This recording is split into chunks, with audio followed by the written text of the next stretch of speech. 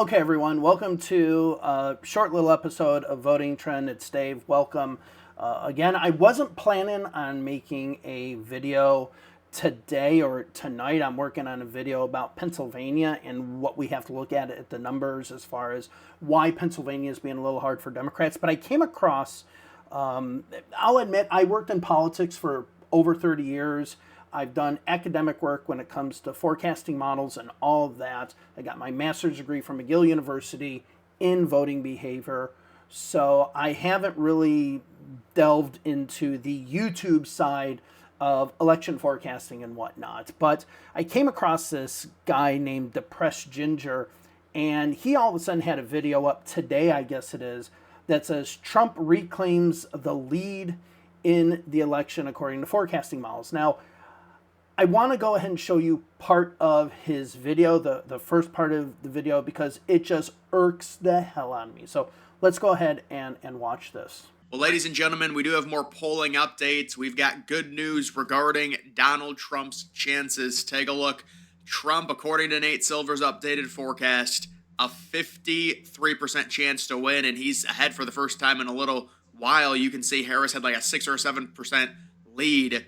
But Trump's up by about 5 now. He's taken the lead based on some good recent polling, apparently, out of Pennsylvania. Yeah, so this guy says good recent polling, apparently, out of Pennsylvania. But the most important thing here is he's saying that Nate Silver's model is saying that Trump has taken the lead.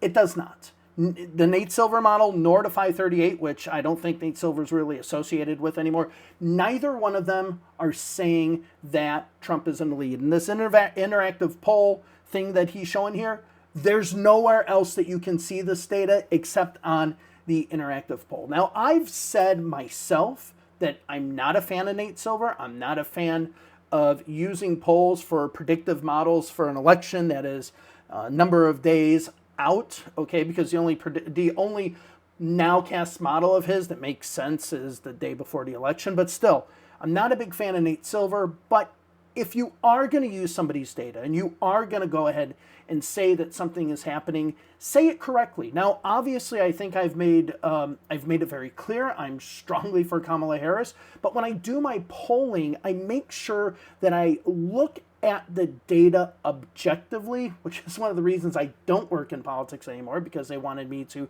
just pat people on the back and say, hey, yes, you're doing great, even though they're not. This is the shit that I hate. So let's go to Nate Silver's Substack that he released today. And as you can see in the Substack, so let's look at the national popular vote, which is probably what the other thing was based on. Nate Silver has a 3.5% margin for Kamala Harris. And even if this was from a few days ago, she would have had the same margin. Now, it's showing that according to Nate Silver's model, he's up in Pennsylvania. Kamala Harris is up in Pennsylvania, up in Michigan, up in Georgia, up in Wisconsin, up in Nevada. That gives Kamala Harris the win as far as the Electoral College. So this ginger, whoever, Depressed Ginger guy, and the people that he's showing is just purely lying about the data, lying. Now, I know a lot of people want to have their narratives, but Jesus H. Christ on a popsicle stick, at least use data that is real and truthful. Don't say Nate Silver's model says this when it purely doesn't. Now, let's go over to 538. And the same thing. I have Pennsylvania here, but see, Pennsylvania here. Some polling out of Pennsylvania. That's what he said, right? Well, according to 538 right now, Harris is winning in Pennsylvania, so I don't know where that's coming from. If we look at the national polls, it has Harris up by 3.2%. If we look at some of the others, I'm pretty sure Harris is actually ahead in Arizona now. If we look at some others, Georgia, Harris is ahead in Georgia.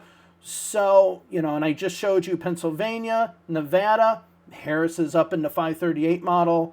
In Nevada, let's go ahead and see Wisconsin. Harris is up there. So where are these people getting their numbers from? They're not getting them from the sources they say they're getting them from. They're purely lying to go ahead and say, oh, my narrative is this. I told you this was going to happen because this tweet that totally misrepresents all of the data that there is, that we're acting like that we're actually citing, says this. But it doesn't say that. And I just showed you here in what they're saying they're quoting that it's just not true. And that, some of the stuff it seemed like they were doing from a day or two ago, but let's go ahead and go to national. Even if we go to a day or two or three ago or whatever, Harris was up by quite a bit. You know, I don't know who this depressed ginger guy is, but he's obviously pushing a narrative that's a shit narrative that actually is trying to make him or his people or his group really rah, rah, hooray, hooray. I'm not into that. Yes, I'm going for Kamala Harris, but I'll say if she's losing somewhere. I'll say if she's winning somewhere, okay? You know, this is why people have lost a lot of respect for people in politics, is because they bullshit things with statistics that are bullshit. And you, the people who are watching this video, the people who are watching the other video, that depressed ginger guy, don't listen to him. He's obviously lying about the numbers. So, thank you all very much. This just pissed me off. I wanted to make a small video about this. This whole thing, I come up with this and see this, and it just pissed me off. And I wanted to call him out because, again, I don't know what this guy's history is. I don't know what his experience is when it comes to anything political. Has he ever worked on a campaign? Has he ever created any sort of model or anything whatsoever? It just seems like he just goes on 538 and other things, shifts around some poll numbers, or have somebody else who's a pro-Trump organization shift around some poll numbers and say, oh, that's what it is. It doesn't seem like he actually brings anything to the table. So thank you all very much. I will be having a video up soon, but I did want to bring this up. But I watched the rest of the video. It doesn't seem like this guy knows much at all. But it just really pisses me off when you're trying to give data that's not the real data. Be truthful. Be honest. Tell the people what the real story is. That's all I got to say. I'll talk to you all later. Bye-bye.